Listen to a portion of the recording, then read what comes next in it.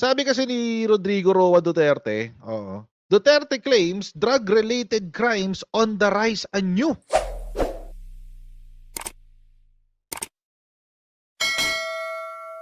Oo, ito yung laging sinasabi ng mga DDS. Ang dami ko na naman nakikitang drug addict sa kalsada. Ang dami na naman kinikidnap. Ang dami na naman ganito, ganyan, gato. As if it never existed during the time of Rodrigo Duterte. Oo, buti sana mga Kojero kung walang ganun nung panahon ni Digong. Kaso mo meron. Hindi naman nasawata completely. Hindi naman nawala yung mga krimen nung panahon ni Rodrigo. Buti sana kung nung panahon ni Rodrigo Duterte, wala tayong iisipin talaga. Walang insidente ng rape, walang insidente ng robbery, walang insidente ng drugs, walang insidente ng kahit anong krimen. Okay lang eh. O kahit mas mababa. Di ba? Kung merong mababang insidente ng krimen, okay lang yun. Mapagtsatsagaan ko na yan. Alam nyo, naging point of contention nga yan kanina sa hearing. Yung Davao City being the safest city daw in the Philippines. Oo. Naging contention yan kanina sa hearing. Kasi si Digong nag-bring up in-off topic niya In-off topic niya. Sinundan naman itong mga senador. Di na off topic na nga lahat. Puntahan muna natin yan. Panoorin natin to. The drug-related crimes are on the rise again. Every day you can read about children being raped, Yun. people getting killed and robbed. And just recently, a drug den was raided within the Malacanang complex. This clearly manifests that the purveyors of this menace are back in business. Back in business daw, guys. Ano? Gawin natin. The Filipinos are anxious and distressed. Self-preservation is still the first law of nature. It is instinct. It is recognized in our laws as self-defense. That is why I have always told the police authorities and operatives to be mindful of this basic law of nature. However, I tell them not to abuse their authority and power. At hindi ko talaga pinayagan yung abuso ng pulis o sundalo kailanman. Really? Sa buong buhay ko. And as mayor for so many years and as president. In the guise of protecting themselves.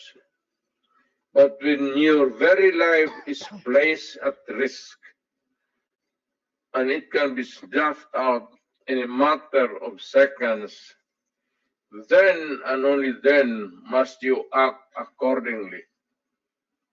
Repel the aggression only in self-defense. Alam mo, matagal ako nagturo sa aming bayan sa Police Academy. When I was a prosecutor, to augment my income, bago akong kasal, nagturo ako sa police. Yan yung pinagyayabang niya Ang sinabi ko talaga sa kanila, when you are arresting a criminal, you are not supposed to request him to surrender.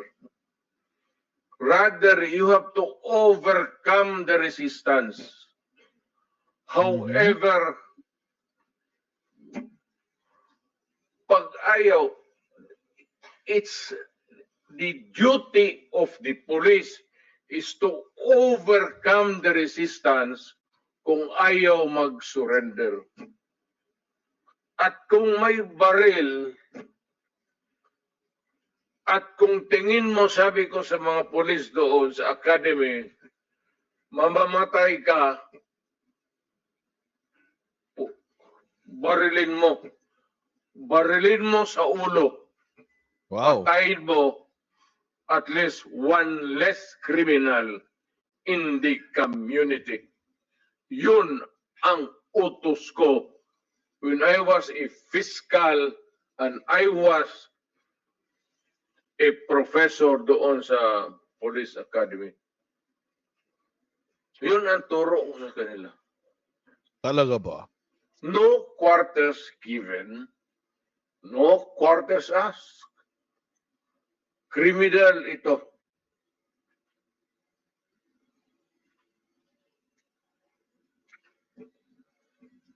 Repel the aggression only in self-defense. Do not make orphans of your children and widows of your wives. I don't want that in my conscience as mayor and president. Hindi ko mabigat yan sa konsensya ko. I have warned, but before that, my job as president was never easy, and it was not meant to be. I have tried to do the best I can to address the problem of illegal drugs firmly and without compromise. For all of its successes and shortcomings, I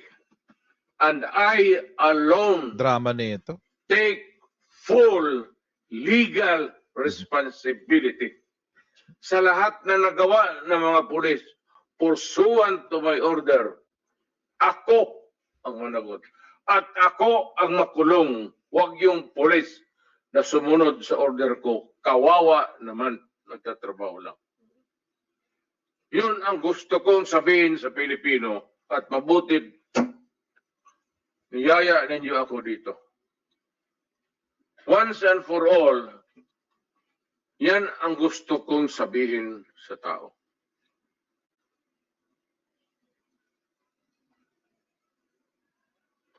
I have warned all of you as your president. Then, and as a private citizen now, drugs will destroy the Filipino. It will destroy my country. And I will never allow it.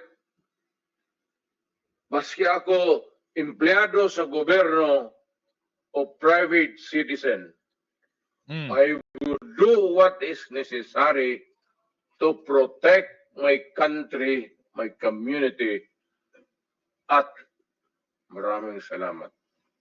I'm ready to answer. Sabi ni Robin Padilla,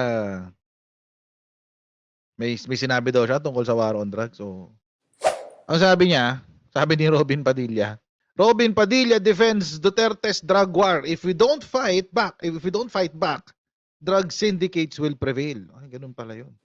Pag di raw tayo lumaban, okay, sabi ni Robin Padilla, kung hindi po titindig ang ating kapulisan, kung hindi tatayo ang ating law enforcement, tayo ay tatalunin ng mga sindikatong naghahari, nagluluto ng droga kung saan-saan. Ay, yun pala yun. Totoo po, ang buhay ng isang tao, yan ay bigay ng Diyos, yan ay kayamanan, yan ay regalo sa atin ng Diyos. Pero mga mahal kong kababayan, ang ating pong bayan ay nasa bingit ng napakalaking kapahamakan, sabi niya. Para kay Digong, para sa mga DDS, para sa mga tulad ni Robin Padilla. Yung ginagawa nila yung sarili nilang mga bayani. There's nothing heroic about the drug war. Wala akong dyan. Buti sana kung totoong gera yan Buti sana kung nakikipagbakbakan kayo laban sa China, example. Yung bayani talaga kayo nun. Wala akong dyan. Wala akong respeto, wala akong kagalang-galang dyan sa pinaggagawa ni Rodrigo Roa. And parang yung parang gaslighting parang gaslight. Buti sana kung naging successful kayo. Kaso hindi. Pati si Digong mismo umamin, nag-fail ang drug war. April 4, 2019, sinabi ni Digong, drug war failed. Sabi niya yan. President Rodrigo Duterte has admitted his administration's war on drugs was a failure. Buti nga sana kung naging successful kayo eh. Kaso hindi. Maski si Digong mismo nagsasabi. It is a failure. It is a dismal failure. Kung naging successful kayo, malamang pasalamatan pa kayo ng mga tao. 'Di ba? Kung na-eradicate talaga ang drugs, as in wala na tayong problema ng drugs ngayon. Kasi yun ang pinangako 3 to 6 months. Hindi naman nangyari, 'di ba? Yung sinabi ni Digong tungkol sa tawag dito, sa drug din. Sabi niya, it is unfortunate that drug-related crimes are on the rise again. Every day you can read about children being raped, people getting killed and robbed, and just recently a drug den was raided within the Malacanang complex. This clearly manifests that purveyors of this menace are back in business. Bumalik daw ang pagbebenta ng droga sa Pilipinas ngayon, sabi niya. Again, mga kotsero, this will only make sense. Kung nawala siya in the first place. Magiging totoo lang tong sinasabi ni Digong ngayon kung nawala ang drugs in the first place. Nawala ba? Matanong ko nga kayo, nawala ba ang droga sa Pilipinas nung panahon ni Duterte? Etong mga DDS, etong mga Davao Death Squad, mga diehard Duterte supporters, anong sinasabi nila? Oo, yun, huli ngayon ang supplier ni Bongbong Marcos. O, di ba? Yun ang sinasabi nila eh. Huli ang suppliers ni Bongbong Marcos. Ganyan. Wait. Nabasa ba nila yung balita? Mukhang hindi nila binabasa na maayos yung balita. Puro headline lang siguro binabasa. We commend the NBI with the support of the PSG, PDEA, and local police. Anong ibig sabihin yan? Sino po ba ang humahawak sa PSG? Presidential Security Group. Under who yan ng Office of the President.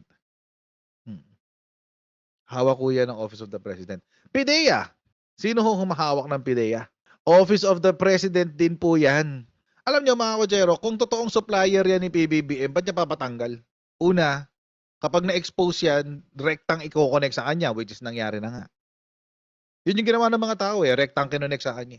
Number 1. Number 2, at ba't mo tatanggalin yung supply mo? Kung totoo ba't mo uunsihin yung supplier mo? Kung totoo. Kaso hindi Hindi naman totoo Yung mga Duterte supporters lang naman ang naniniwala na drug addict ang presidente. Tignan nyo, ito, basic. Sila lang naman ang naniniwala dito. Di ba ito rin yung laging sinasabi ni Bongo? Ito yung laging litaan niya ni Bongo. Nakakapaglakad pa ba ang mga anak nyo ng payapa sa kalsada? Oo, nakakapaglakad naman sila ng payapa. Ang mga anak ko, mas bata pa yun sa mga ilang taon lang yun. 6 and 11. Nakapaglakad naman sila ng payapa. Walang problema. Pero syempre, tuturuan ko sila mag-ingat. Hindi naman ako pabayang magulang. Yun yung palagi kasi nilang yung palagi nilang mga drama. Yun yung palagi nilang drama. Na hindi ang dami na namang krimen ngayon, etc. Verbalize lang ni Digong yung matagal nang sinasabi ng mga DDS. Ang daming krimen ngayon, etc. Di ba? Lagi naman na itong sinasabi ng mga DDS. Ibalik natin sa kanila yung kanilang propaganda. Kasi, ang sinasabi nila, addict talaga si PBBM kasi yung nahuling drug addict malapit sa Malacanang Yun yung ebidensya na addict ang presidente. Meron siyang supplier sa Malacanang. Malapit lang sa kanya. Walking distance. Pinatakas nga Pinatakas nga niya yung pusher Kung ganun ang argumento, gamitin natin yung ganun logic sa kanila. Back to you natin. Ibig sabihin, addict din pala si Sara. Sara Duterte, information officer, admits she was at beach party, later raided for drugs. Ay, ito, hindi pala siya hindi pala siya she. Oo. Si Tupas, Jeffrey Tupas. pangalan nun. Tao ni Sara yan. Malapit kay Sara yan eh. Oo. Malapit kay Sara yan. Grabe. Siguro addict din si Sara. Addict siguro si Sara, no? Malamang nagda-drugs din. Nahulihan yung ano niya, information officer niya. Si Jeffrey Tupas. Oo. Baka nagsashabu rin yan. See how stupid yung argumento nila? Well, di natin alam kung talaga gumagamit si Sara. Kaso nga lang, yung information officer niya na gumagamit, malamang si Sara din gumagamit. Malamang, mga kotsero, si Baste nagsashabu rin. Bakit? 37 na tao niya nagsashabu eh. 37 na tao niya na positive sa shabu eh. Malamang sa malamang, si Baste nagsashabu rin. Yun yung logic nung gusto nilang sabihin. Basta malapit sa proximity mo, 'di ba? Basta malapit sa lugar mo, malapit sa pwesto mo, ibig sabihin addict ka. Actually, meron pa nga isa kasama si Ellen Nadarna, 'di ba? Pareho silang bangag. Akala ko ba ang linis ng Davao City? Akala ko ba walang drugs sa Davao City? Yun ang palagi sinasabi kanina. Yan ang laging paulit-ulit na sinasabi ni Digong kanina eh. Oh, sabi niya, pag yung mga anak ko natuklasan kong gumagamit ng droga, ako mismo papatay sa kanila. Buhay pa mga anak nila, di ba? Buhay pa mga anak niya, di ba? Mayor pa nga isa eh. Ganon ka-stupid eh. Ganon ka-stupid yung argumento nitong digunggong na to eh. Davao City daw ang safest city sa buong Pilipinas. Pero, natuklasan na merong dinudoktor na blatter. Paano namin malalaman talagang totoong safe ang Davao City? Kung dinudoktor nyo yung blatter book. Isa nga to sa mga dahilan ko ba't galit na galit si Basti kay Torre. Si Torre kasi nakadiscover nito eh. Si General Torre nakadiscover kasi nito. Kung ano-ano sinabi. Sabi niya, kapag nakita ko yan si General Torre, sasampalin ko yan. Ay, sasampalin daw. Nasa na? Mukhang pag Davao City, pag pugante ka, safe ka sa Davao. Lalo, hindi lang pag pugante ka. Pag pugante ka at kaibigan mo si Digong, safe na safe ka sa Davao. Ganun dapat. May qualifier. Hindi pwedeng basta-basta pugante ka lang. Kailangan pugante ka na konektado kay Rodrigo Roa Duterte. Niyabang-yabang pa niya kanina. I was a prosecutor. I was a mayor. I was a congressman. I was a president. Alam ko ang ginagawa ko. Ay, mukhang hindi po, sir. Inamin nga niya kanina na siya eh. Tanim ebidensya eh. Ganun ba ang gawain ng maayos na prosecutor? Hindi mo iniimbestigahan ng maayos yung tao dito? Yung kaso, ang gagawin mo lang tanim ebidensya. Ganun pala 'yon. Grabe naman. Gusto niyang gawing angat yung mga tao sa paligid niya, wag tayo. Wag tayo. You could have used lawful means eh. Pwede naman siyang, 'di ba? Ginamit niya talaga yung full extent of the law. Bakit ngayon si PBBM? Madami naman siyang nahuhuli. Pero walang namamatay. Or kung meron mang casualties, legit na sa police operations lang. Kaya nga ang niya, yung kanyang numbers nasa mga 300, 400 lang ang patay sa drug war niya. Marami bang huli? Mas maraming huli. Tapos sasabihin ni Digong, babalikan natin sinabi ni Digong ha. It is unfortunate that drug-related crimes are on the rise again. Every day you can read about children being raped, people getting killed and robbed. And just recently, a drug den was raided within the Malacañang complex. This clearly manifests that the purveyors of this menace are back in business. Yun lang parte na yun ang kailangan natin pakinggan. Back in business daw as if nawala nung panahon niya. Hindi naman nawala. Pero itong sagot ng Malacañang. Statement of Executive Secretary Lucas P. Bersamin on former President Duterte's statement that crime remains rampant in the Philippines. Alam niyo mga kochero, in fairness ngayon medyo maganda ang PCO. Good job. Kay bagong Secretary Cesar Chavez. Oo, good job sa iyo dyan. Palakpakan tayo. Good job kay Cesar Chavez. Alam niyo mga kochero, bihira yung bihira dati nung first 2 years ni PBBM. ay halos wala kang maririnig na balita galing PCO. Ang dami-daming intriga, ang dami-daming chismis na ibinato, pero wala kayong maririnig na sagot galing sa palasyo. Pero ngayon, medyo mas proactive na ang PCO. Mas mabilis silang, tulad nito, kakasabi lang sa hearing kanina. May sagot agad ang Office of the President. Ang bilis, ganun, no? Instant. Dito muna kay Lucas Bersamin, kay Sec Bersamin. With due respect to former President Rodrigo Duterte, there is no truth to his statement that crime remains rampant in the country. Sinungaling ka lang daw. Digong, sinungaling ka lang daw, Digong. Statistics from the Philippine National Police shows the complete opposite. There has been a widespread decline in crime across the board. Parang sinasabi dito ni Lucas Bersamin, Digong, basa-basa kang konti. Basa-basa ka, hindi yung puro drama ka lang dyan. By the way mga kotsero, kung si Digong niyayabang niya na dati siyang prosecutor, eto si Bersamin, dating Chief Justice. Dating Chief Justice.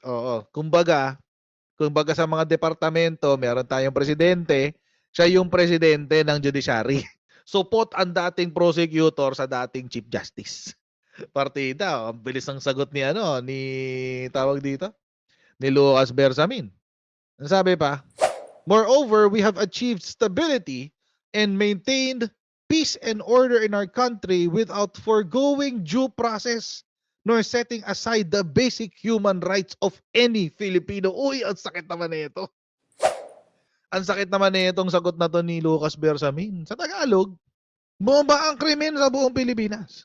Pero hindi namin kinalimutan.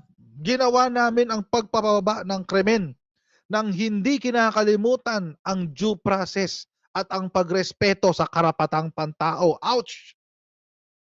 Palibasa, hindi uso kay Digonggong yung salitang respeto. Kasi alam nyo mga kotsero, bakit ba may problema ngayon dito kay Digong? Bakit merong problema ng ICC? Bakit may problema ng EJK dito sa war on drugs, etc., etc.? It is because Rodrigo Roa Duterte has forgotten due process and has disrespected individual human rights. Alam niyo mga kotsero, may tinuturo sa amin sa law school. Ang sabi, hindi raw aksidente kung bakit nakasulat sa Constitution na life, liberty, and property. Di ba nakasulat sa Article 3 ng Constitution, Article 3, Section 1, if I'm not mistaken. Nakasulat, no one shall be deprived of life, liberty, and property without due process of law. Hindi raw aksidente na inuna yung life. Sinunod yung liberty, hinuli yung property. Ang pinaka pinoprotektahan dapat daw sa Constitution, ang dapat pangunahing pinoprotektahan ng ating mga batas ay ang buhay. Life. Buhay ng tao. Kasi kapag walang buhay ang isang tao, hindi na niya ma-enjoy ang liberty, hindi siya makaka-experience ng kalayaan, at hindi rin siya makakakuha ng property. Yun po ang kinalimutan ni Rodrigo Roa Duterte. Kanina niyabang-yabang niya yun. Yun ang tinuro sa amin sa law school, self-defense. Justified circumstances, mga ganun, etc., etc. Pinaka-basic, no one shall be deprived of life, liberty, and property without due process of law. Due process. Sabi pa ni Digong, pag hinuli namin, mapapatagal pa. Taon ang bibilangin bago makuha ang hustisya. Ay, ganun kasi talaga. Yun po ang tinatawag nating due process. Patunayan mo sa korte ang pagkakasala ng isang tao. Tingnan nyo nangyari sa drug war.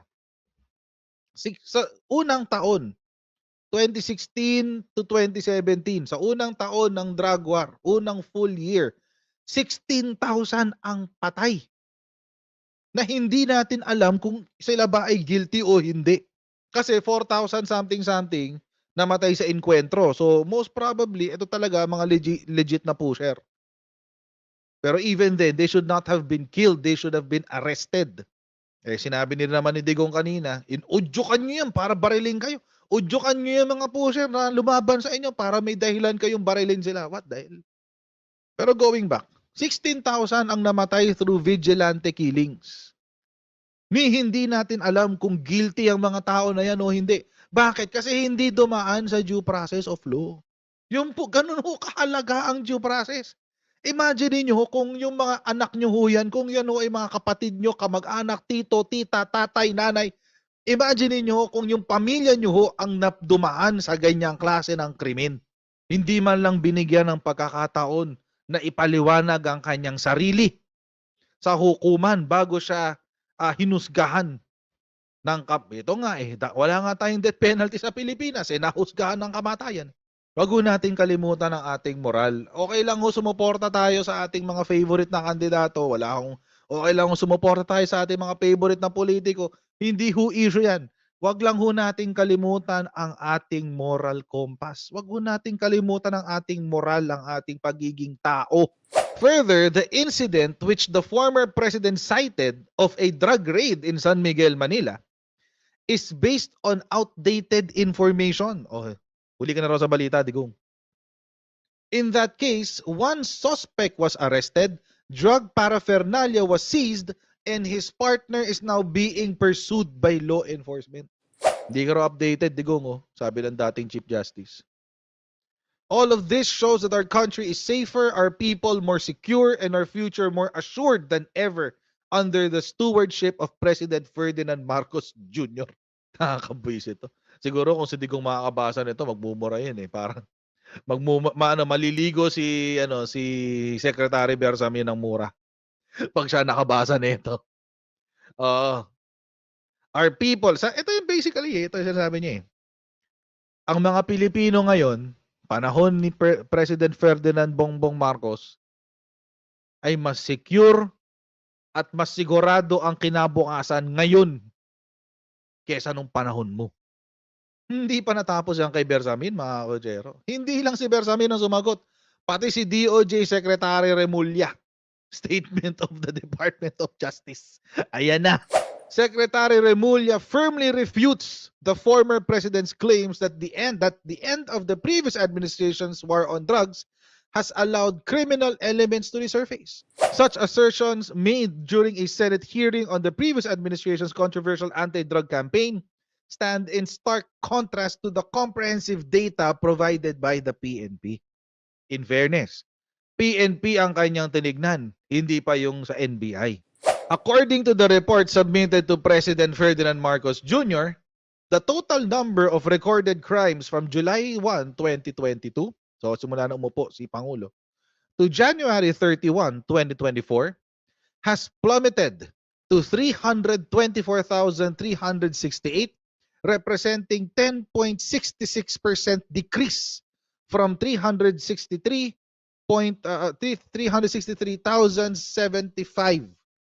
incidents of crimes. Imagine niyo mga Kojero. Simula nung bumaba si Digong at simula nung umupo si PBBM, bumaba ang krimen ng 10%. Actually, 11%. Close to 11%. Malaking bagay ho yan. Malaking bagay ho yan. Maka 2% ka nga lang 3% dapat happy ka na. Kasi significant na pagbaba na 'yon. Pag naka 5% ka, matuwa ka na. Kasi significant decrease 'yon. 'Di ba? Happy ka na dapat doon. Pero hindi. 2% ba? 3%? 4%? 5%? Hindi. 11%.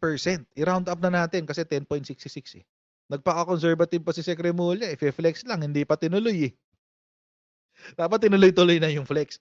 11% decrease simula nung umupo si PBBM. So, ibig sabihin, mas tahimik ngayon kesa nung panahon ni Digong. Mas tahimik ngayon kesa nung panahon ni Rodrigo Roa Duterte.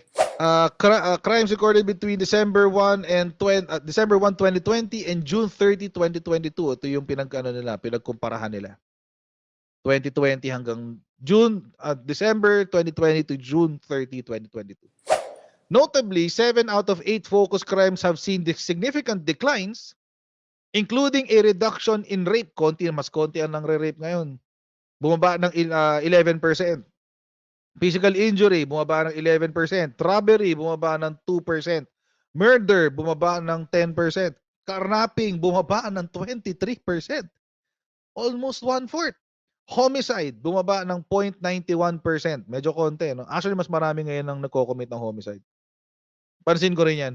Halos araw-araw may balita ng sinaksak dahil nagkapikunan sa inuman, ganun. Nag-away sa kalsada, binaril, ganun. Ganun yung ano eh, ganun yung maraming homicide ngayon. Yun ang marami. Oo, medyo war freak ang mga tao ngayon. Alam niyo kung bakit? Feeling ko dahil sa 6 na taon din ni Duterte yan eh. Na brainwash yung ibang mga tao na isipin na, hindi, okay lang pumatay. Okay lang pumatay.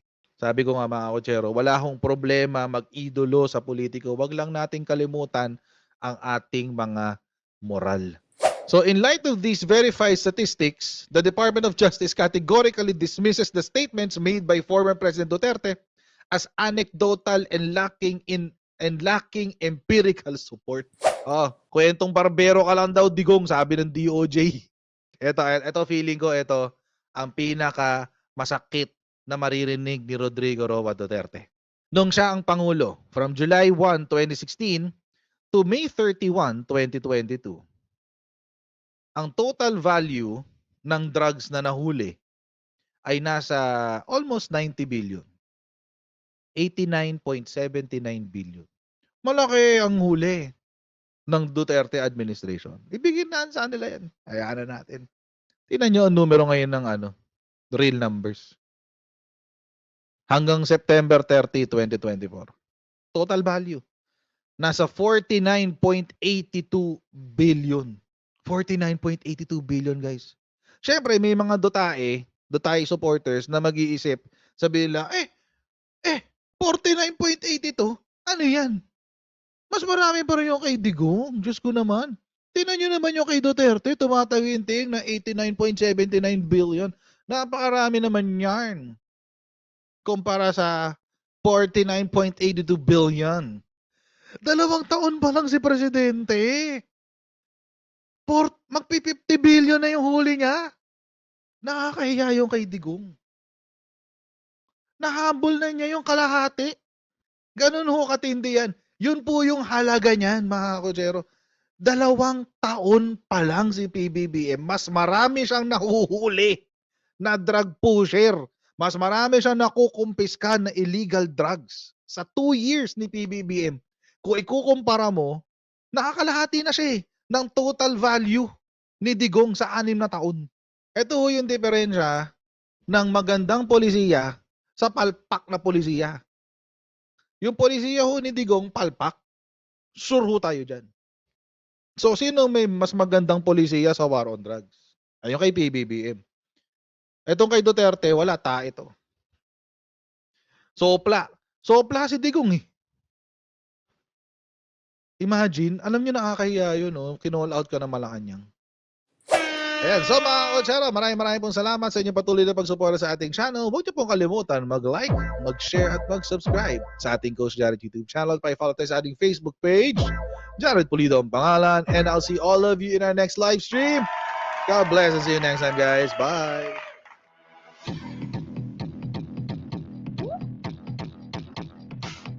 Huwag ganun. Huwag natin gawing tanga mga Pilipino.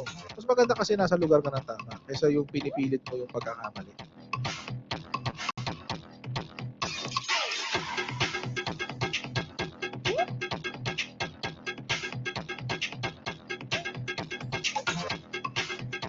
Are they willing to go that far? Hindi makakalimutan ng Pilipino yan hanggat di nasasagot niya. Sino ngayon nagsasabi ng totoo?